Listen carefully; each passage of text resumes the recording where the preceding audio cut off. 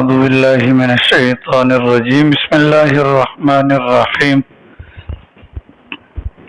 يرفع الله الذين آمنوا منكم والذين أوتوا العلم درجات۔ گزشتہ کل آپ حضرات کے سامنے مدارس دینیہ کے قیام اور ان کی ضرورت کے عنوان پر کچھ باتیں بیان ہوئی تھی، جس کے ضمن میں آپ کو کہا گیا، بتلایا گیا کہ پوری دنیا کے اندر اس وقت جو مدارس کا جال پھیلا ہوا ہے، ان مدارس کی اصل اور بنیاد سب سے پہلے عرش عظیم پر اللہ رب العالمین کی جانب سے قائم ہوئی، اور سب سے پہلے معلم اور استاد خود اللہ کی ذات تھی، اور سب سے پہلے شاگرد اور طالب علم سیدنا آدم علیہ السلام دے۔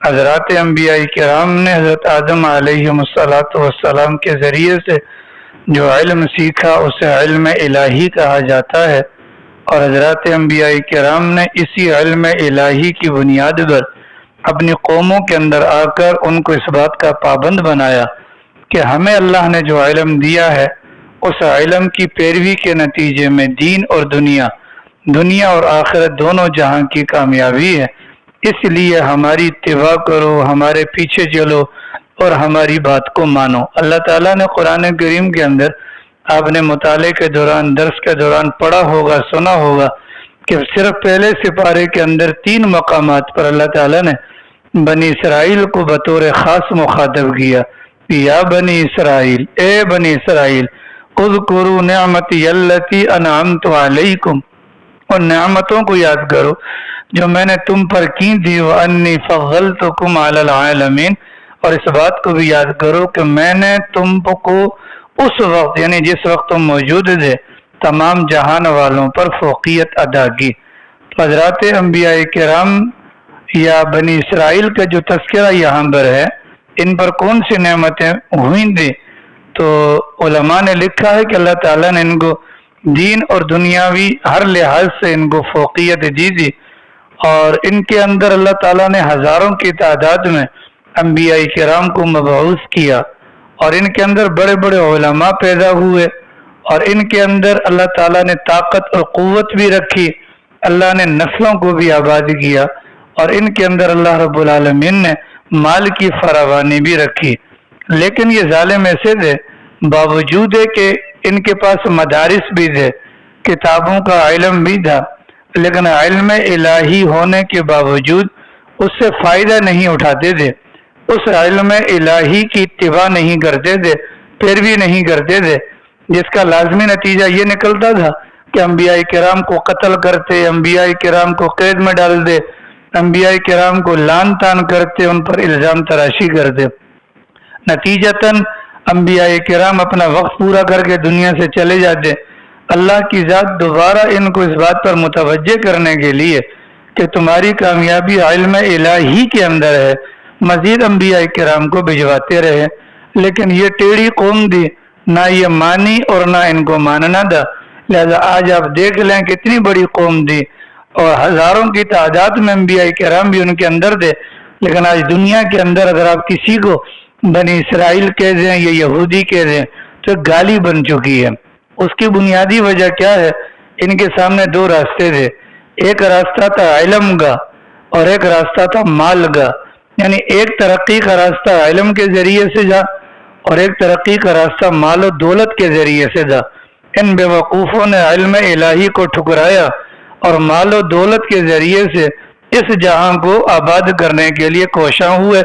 حضرات انبیاء کرام نے اپنی تعلیمات میں ان کو منع کیا کہ مال و دولت کے ذریعے سے جو عزت ملتی ہے وہ عزت نہیں ہے، وہ ذلت ہے، اور کچھ عرصے کے بعد یہ ذلت اتنی عام ہو جائے گی، اس ذلت کو عزت سمجھا جائے گا۔ حضرات انبیاء کرام کی تعلیمات کے اندر یہ بات ان لوگوں کے سامنے بھی آئی کہ مال و دولت کے ذریعے سے انسان نہیں بن سکتا، مال و دولت کے ذریعے سے انسان میں انسانیت پیدا نہیں ہو سکتی۔ اگر انسان بننا ہے یا اپنے اندر انسانیت کا مادہ پیدا کرنا ہے، اس کے لیے لازم ہے کہ علم الہی کو حاصل کیا جائے۔ علم الہی سے مراد کون سا علم؟ جو اللہ کی طرف سے حضرات انبیاء کرام لے کر آئے، لیکن بنی اسرائیل کے لوگوں نے اس بات کو نہ مانا۔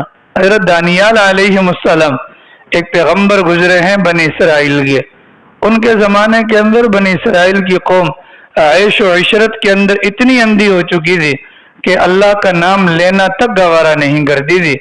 دین یا دین کا علم یہ تو بہت دور کی چیز ہے۔ حضرت دانیال نے سمجھایا ان کو کہ اللہ کے بندو، یہ جن کاموں میں تم لگے ہو ان کا انجام برا ہوگا، اور تم خود تو پھنسو گے، ساتھ میں مصیبت مجھ پر بھی آئے گی۔ ان لوگوں نے نہ مانا۔ اللہ رب العالمین نے بنی اسرائیل کے اوپر آزمائش بھجوائی، اور یہ بیت المقدس میں رہتے تھے۔ عراق کا ایک مشرک بادشاہ تھا، بخت نصر اس کو کہتے تھے۔ 15واں سپارہ اسٹارٹ میں کھولیں، ان کا واقعہ مذکور ہے۔ یہ وہاں سے آیا اور اس نے بیت المقدس کے اوپر چڑھائی کی اور بیت المقدس کو تباہ کر دیا، اور بنی اسرائیل میں سے 70,000 بندوں کو قتل کیا۔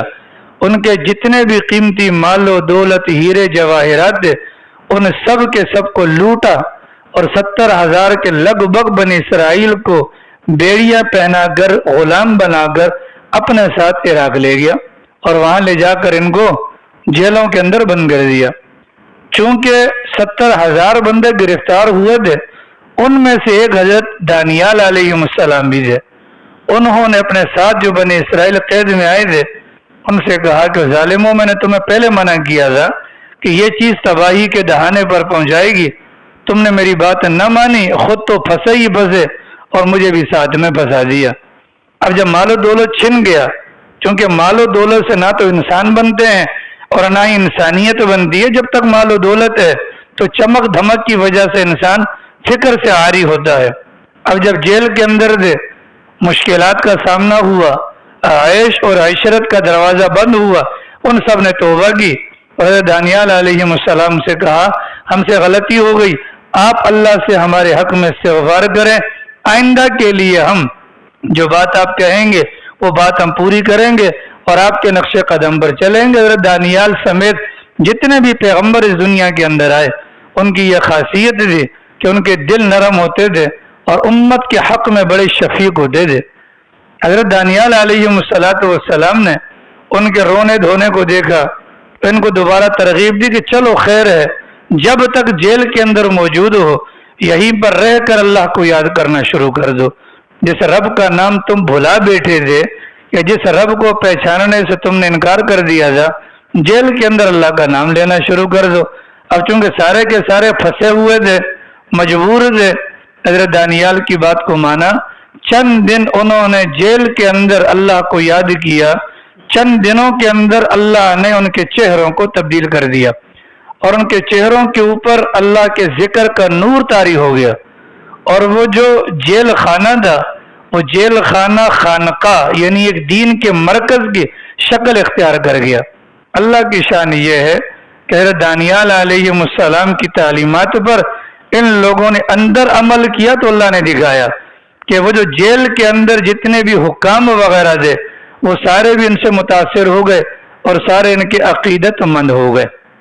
گویا کہ اللہ نے دکھلانا تھا کہ نبی کی بات کو تم باہر مانتے تو بھی تمہارے ساتھ یہی ہوتا، وہاں نہیں مانا، اندر آ کے مانا، اللہ نے پھر بھی کرم کر دیا۔ اللہ کی شان یہ قید کے اندر تھے۔ دوسری طرف جو بخت نصر تھا، میری بات غور سے سنیے گا، بعض حضرات کی آنکھیں بند ہیں، بعض دائیں بائیں دیکھ مجھے دیکھیں آپ، ٹھیک ہے؟ بخت نصر جو بادشاہ تھا، کام کی بات کی طرف انشاءاللہ آؤں گا، یہ پیچھے سے ذرا گاڑی آگے آ رہی ہے، ٹھیک ہے؟ بخت نصر جو بادشاہ تھا، اس نے ایک رات خواب دیکھا، اور خواب دیکھا بڑا ڈراؤنا خواب دیکھا، اور ایسا خواب دیکھا کہ جس کی وجہ سے یہ الجھن کا اور پریشانی کا شکار ہوا۔ اور صبح جب دربار میں آیا تو دربار میں آنے کے بعد اس نے اپنے درباریوں سے کہا جو نجومی تھے، ان نجومیوں سے کہا کہ بھئی میں نے رات کو خواب دیکھا ہے، اس کی تعبیر بتلاؤ، کیا مطلب ہے اس کا؟ تو نجومیوں نے کہا کہ بھئی کیا خواب دیکھا ہے؟ تو بخت نصر نے کہا میں تو خواب بھول گیا۔ تو نجومیوں نے کہا کہ جب آپ خواب بھول گئے تم کیسے آپ کو اس کی تعبیر بدلائیں؟ تو بخت نصر نے کہا کہ تمہارا تو دعویٰ ہے کہ تم غیب جانتے ہو اور تم اسی بات کی ماہانہ تنخواہ لیتے ہو، لہذا مجھے خواب بھی بتاؤ اور اس کی تعبیر بھی بتلاؤ۔ نجومی پھنس گئے، ظاہر ہے کہ ان کا جھوٹا پول کھل گیا۔ تو بخت نصر نے کہا کہ 3 دن کا وقت ہے، اگر تم نے میرا خواب اور اس کی تعبیر نہ بتلائی تو 3 دن کے بعد تم سب کی گردنیں اڑا دی جائیں گی۔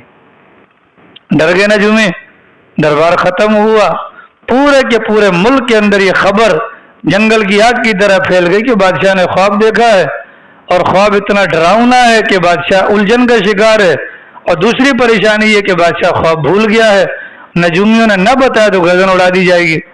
بات گھومتے گھومتے گھومتے گھومتے جیل تک پہنچ گئی، تو جیل کا جو حاکم تھا اس نے حضرت دانیال علیہ السلام اور ان کے ساتھیوں کو دیکھا تھا کہ نورانی چہروں کے مالک ہیں، تو یہ بات جیل میں پہنچی۔ حضرت دانیال نے حاکم کو بلایا جیل کے کہ جاؤ اپنے بادشاہ سے کہو کہ مجھے ان کا خواب بھی پتا ہے اور اس کی تعبیر بھی پتا ہے۔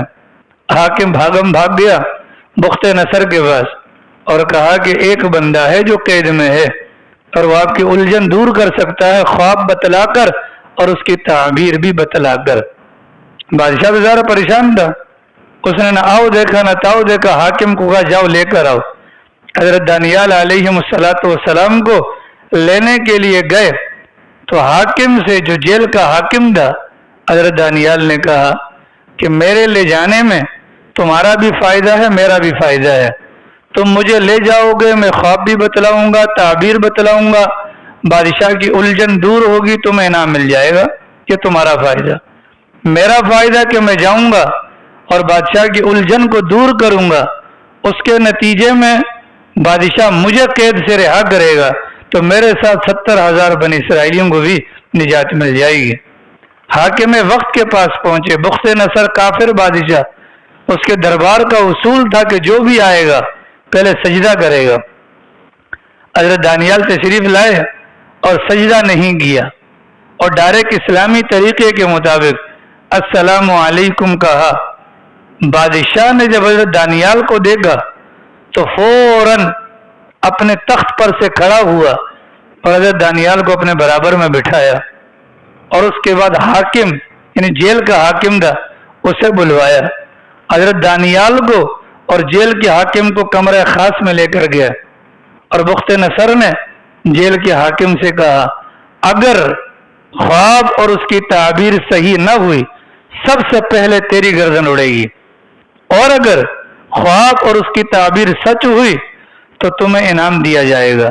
حاکم نے کہا بالکل۔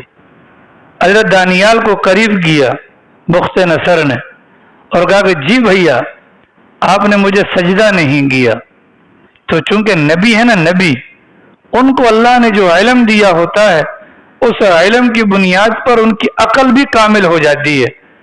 اس موقع پر اگر حضرت دانیال یہ جواب دے دے کہ سجدہ خدا کو ہوتا ہے، یہ بات اس کی عقل میں نہ آتی۔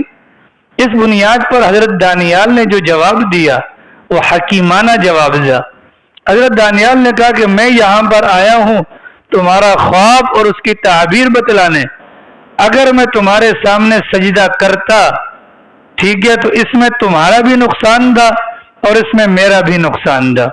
تمہارا نقصان یہ کہ میرے رب نے وہ خواب میرے دماغ میں ڈالا تھا، اگر میں سجدہ کرتا تو میرا رب اس خواب کو میرے دماغ سے نکال دیتا۔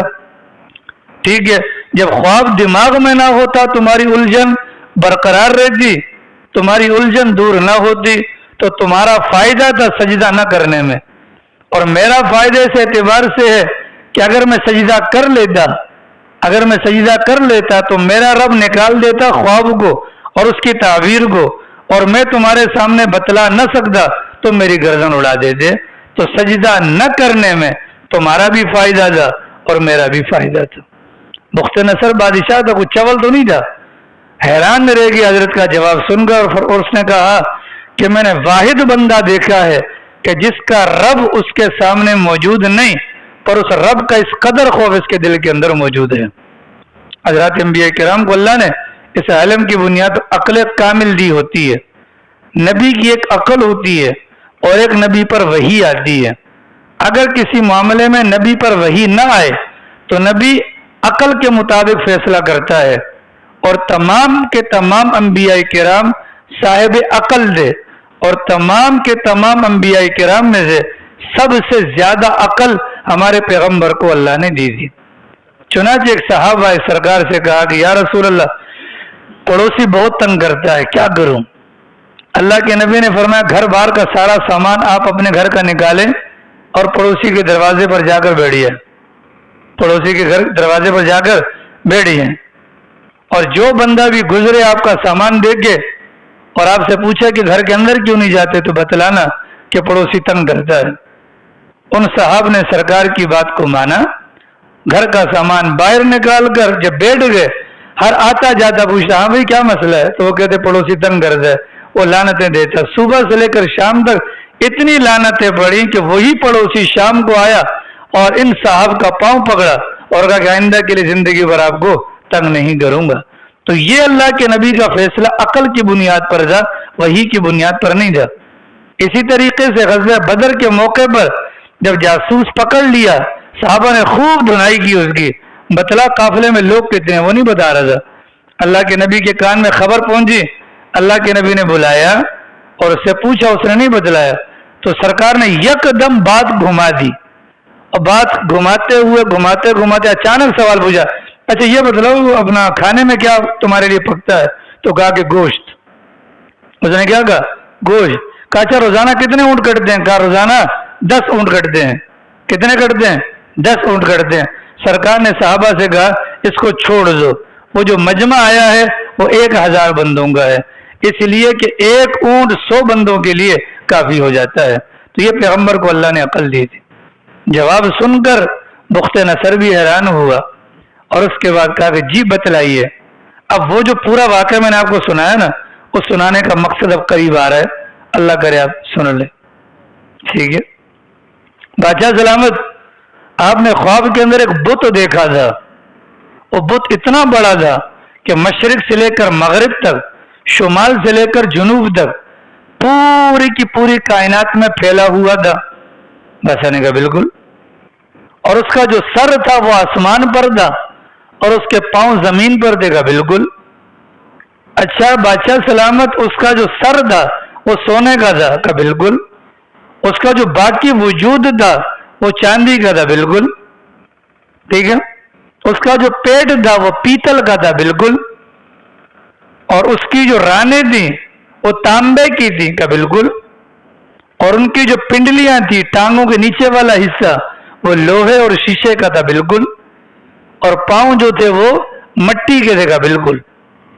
اچھا بادشاہ سلامت، اس کے بعد آپ نے دیکھا ایک بڑا پتھر آیا اور اس بت کے سر پر لگا اور اس کو ریزہ ریزہ کر دیا؟ کہا بالکل۔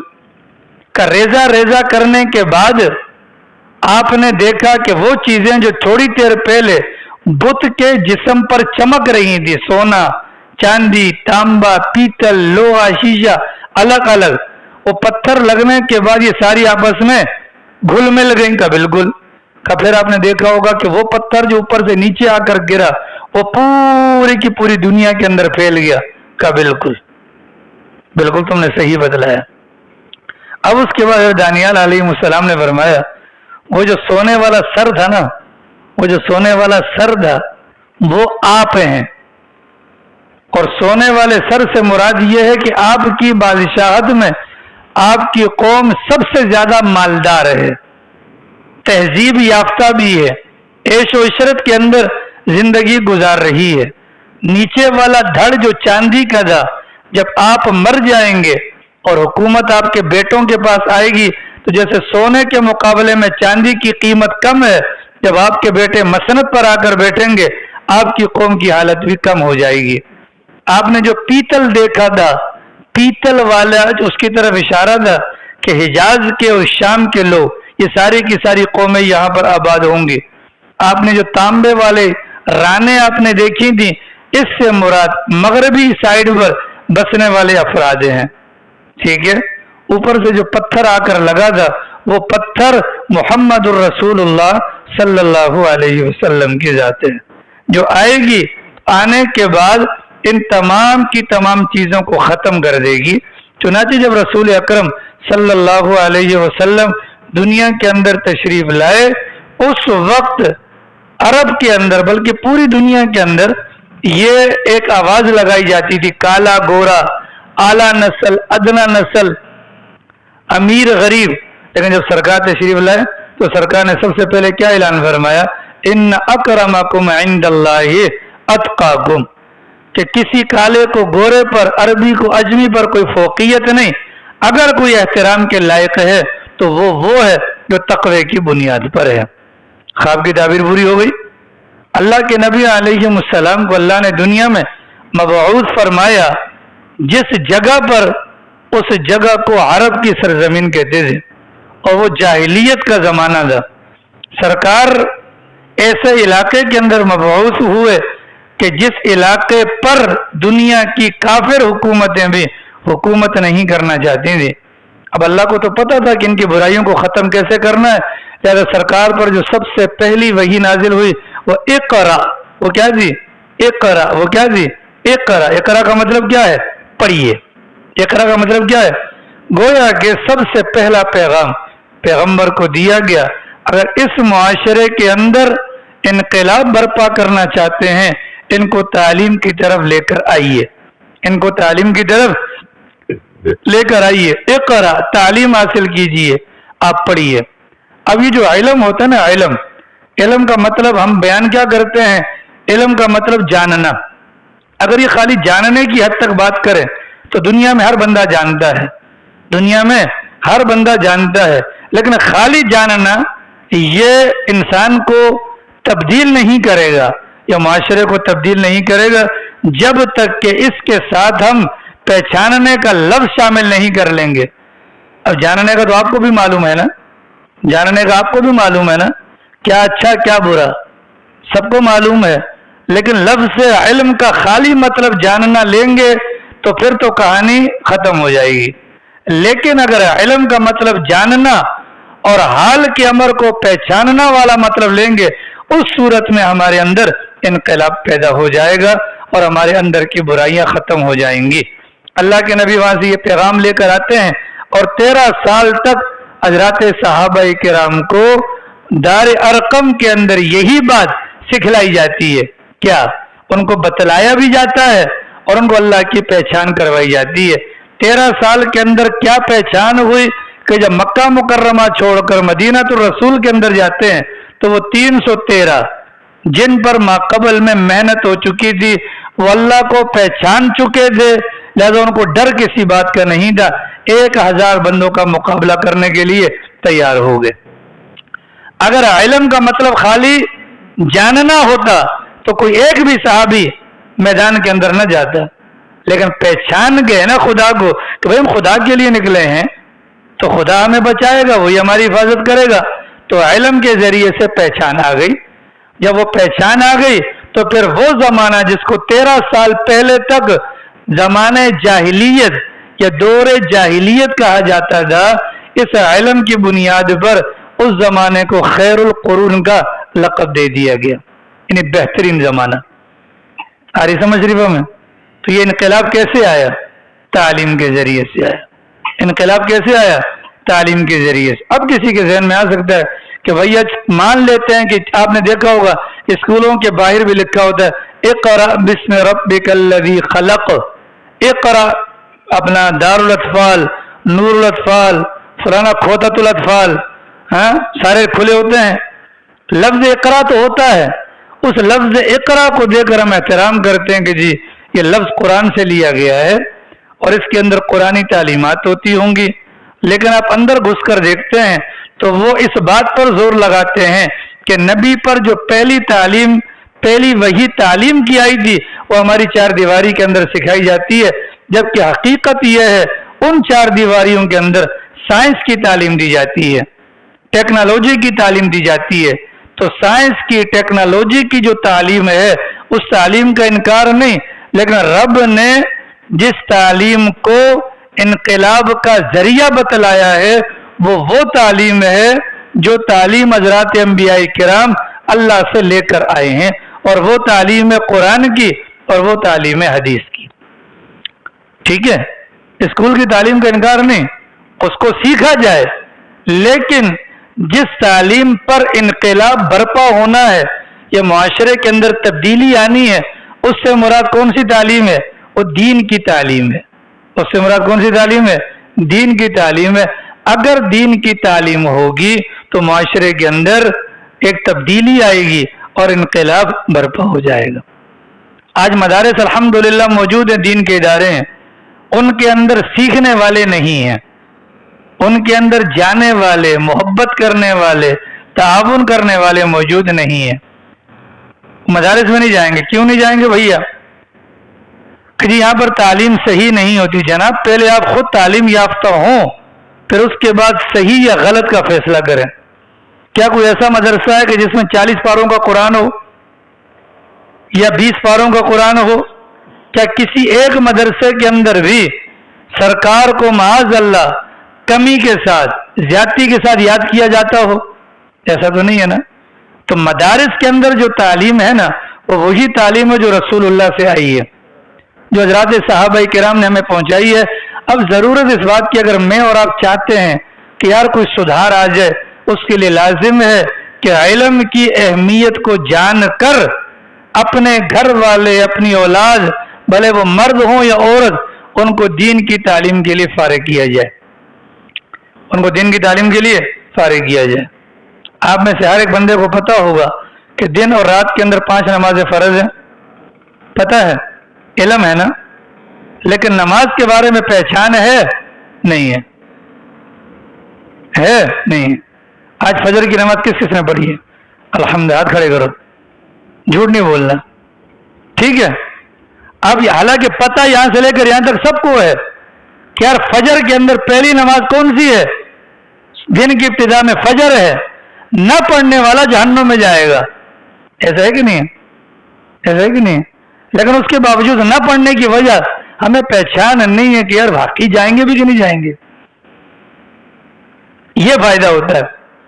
اسی طریقے سے اگر آپ اسکول کے اندر کہتے ہیں کہ جی وہاں پر بھی ناظرے کی کلاس لگتی ہے، وہاں پر اسلامیات پڑھائی جاتی ہے، انکار نہیں، پڑھائی جاتی ہوگی، لیکن وہاں پر خالی علم، معلومات کی حد تک آپ کے دماغ میں ڈالا جائے گا، وہ علم عمل کی حد تک آپ کی زندگی میں کبھی نہیں آئے گا۔ آ رہی ہے؟ جہاں اسکول کی تعلیم کے لیے وقت نکالتے ہیں، وہیں پر آپ مدرسے کی تعلیم کے لیے بھی وقت نکالیں تاکہ ہمارے بچے پڑھ جائیں۔ یہ بھائی حسین صاحب بیٹھے ہیں ماشاءاللہ، پیچھے دیکھیں، ارے خود بیچارے اردو لکھنا بھی نہیں آتی، پڑھنا نہیں آتی، اللہ کا کرم ہوا، اپنی ساری اولاد کو دینی تعلیم دلوائی۔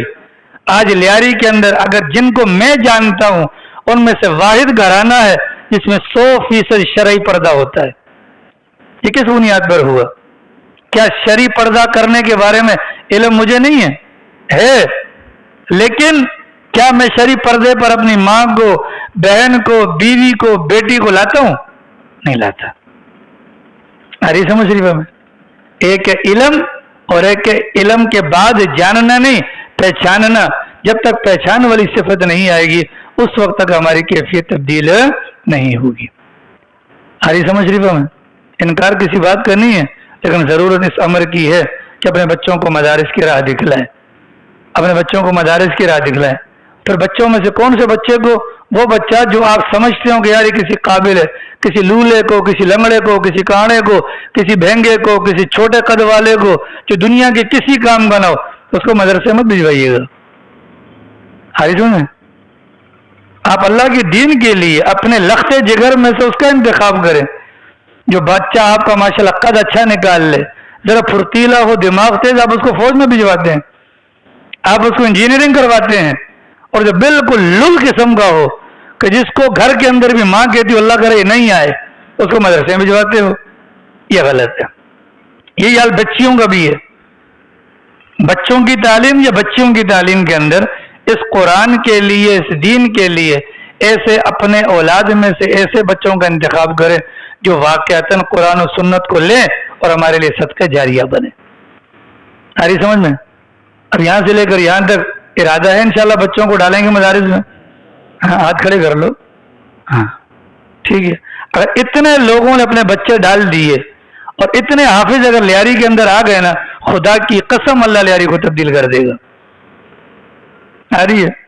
تو اگر اتنے حافظ پیدا ہو جائے، پھر ایک بات یاد رکھیے گا، ایک بات اگلی یاد رکھیے گا، خالی مدرسے میں ڈالنا، مدرسے میں پڑھوانا کافی نہیں ہوگا۔ اللہ سے مانگ کر اپنے بچے کو اللہ کے دین کے لیے قبول کروانا یہ ضروری ہے. ورنہ آپ لیاری میں دیکھیں حافظ قرآن داڑھی منڈے، حافظ قرآن ننگے سر، عالم دین کو دیکھیں پینٹ شرٹ پہن کے جاتا ہے، منہ سے گالیاں نکالتا ہے، گندی فلمیں دیکھتا ہے، گندے گندے کام کرتا ہے، معاشرے کا فطور ہے، ناسور ہے، ماں باپ کو گالیاں دیتا ہے، بوڑھے باپ کو گھر سے نکالتا ہے، عالم دین ہے. کیا وہ مدرسے کا پڑھا ہوا نہیں ہے؟ انکار نہیں، لیکن اس کے باپ نے، اس کے دادا نے ان کو مدارس کے حوالے کیا، اور یہ وہ بچہ ہے کہ جس کی خاندان میں، یہ گھر میں کوئی عزت نہیں تھی، گھر کے اندر فالتو تھا، اٹھا کے باہر مدرسے میں ڈال دیا، تو پھر اللہ بھی ایسے کر دیتا ہے. اپنی قیمتی جس کو آپ سمجھتے ہیں کہ یار یہ میرا بیٹا دوسروں کے مقابلے میں یہ ہے، ماشاء اللہ ہے، ایسے بچے کو مدرسے کے اندر ڈالیں، انشاءاللہ بہت فائدہ ہو. ٹھیک ہے.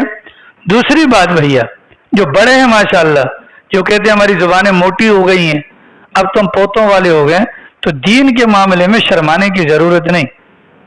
آپ کے قریب میں 50-20 محمدی مسجد کے اندر مغرب سے لے کر رات 10 بجے تک دراسات دینیہ کے نام سے ایک کورس رکھا جائے گا. جو 36 میں رہتے ہیں، آپ کے 35 کے اندر بھی صدیق اکبر میں ہے، فاروق اعظم میں ہے، 36 میں قبا میں ہے. یہاں پر جو 50 کے ارد گرد میں وہ یہاں پر چلے جائیں. 2 سے 3 گھنٹے کی تعلیم کے اندر حلال حرام، جائز ناجائز، اچھے برے کی تمیز کا علم کم سے کم ہمیں آ جائے گا، اور یہ کوئی مشکل نہیں ہے. اور میں آپ کو قسم کھا کر کہتا ہوں آپ میں سے کوئی بھی نہیں جائے گا. یہ میں آپ کو بھی سے بتا رہا ہوں، کیونکہ عادت سے ہمیں معلوم ہے کہ آپ حضرات کتنی توجہ سے وہ کرتے ہیں. جائے گا کوئی بھی نہیں، لیکن بہرحال یہ ریکارڈنگ کے ذریعے سے اللہ کرے کسی اور کا بھلا ہو جائے. ٹھیک ہے. تو یہ ایک موقع ہے، کل قیامت والے دن خدا کو ہم یہ نہیں کہہ سکیں گے کہ اللہ دین سیکھنے کا مجھے کوئی موقع نہیں ملا. سمجھ رہی ہمیں؟ تو یہ ایک موقع نادر سال کا شروع ہے.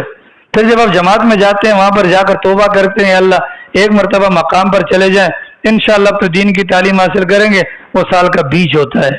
پھر آپ مولوی کے پیچھے جاتے ہیں تو مولوی کو بھی ہزاروں کام ہوتے ہیں. یہ ایک موقع ہے، سب سے پہلے اپنے گھر کی بچیوں کو مدرسے کے اندر بھجوائیں، بچوں کو مدرسے کے اندر بھجوائیں، خود رات کے وقت کے اندر آپ دین کی تعلیم سیکھنے کی کوشش کریں. خدا کی قسم، جیسے حضرت دانیال کے ساتھ جیل کے اندر بند لوگوں نے چند دن اللہ کا ذکر کیا، اللہ نے اتنی بڑی مشکل سے نکال دیا. اگر میں اور آپ پورا گھرانہ اگر دینی تعلیم کے پیچھے جائے گا، اللہ بھی موجودہ الجھنوں سے اور پریشانیوں سے ہمیں نکال دے گا. مگر یاد رکھو حالات بہت ٹف آ رہے ہیں. اب بھی بعض لوگوں کی حالت بالکل وہ ہو چکی ہے کہ میں الفاظ بیان نہیں کر سکتا.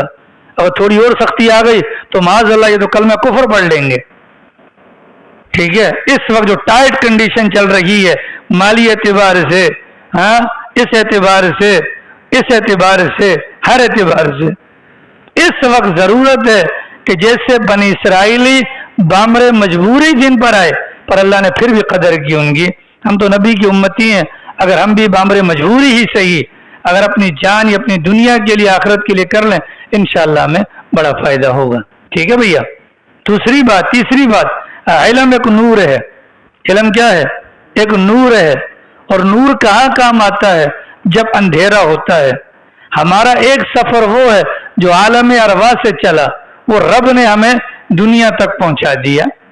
اس دنیا کے اندر چلنے کے لیے ہمیں اللہ تعالیٰ نے سب کچھ دے دیا.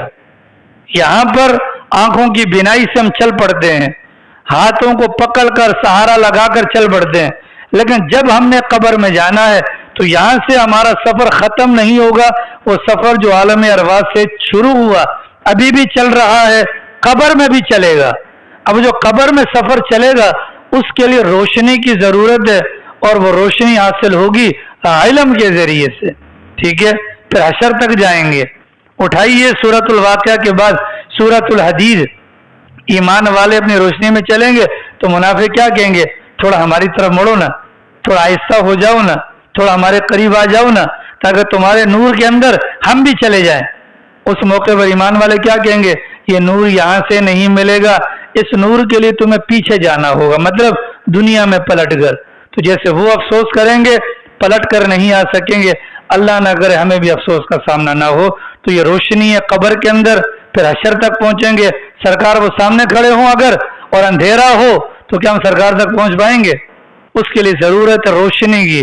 پھر سرکار سے پانی لے کر پل صراط پر جائیں گے، ضرورت ہے روشنی کی. پل صراط پار کر کے جنت میں جائیں گے، ضرورت ہے روشنی کی.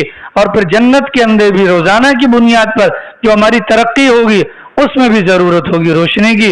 اور اس روشنی کا دنیاوی نام کیا ہے؟ وہ علم الہی ہے جو آپ کو قرآن و سنت کی صورت میں پڑھایا جاتا ہے. اللہ پاک ہم سب کو توفیق عمل نصیب فرمائے. باقی انشاءاللہ کل بیان کریں.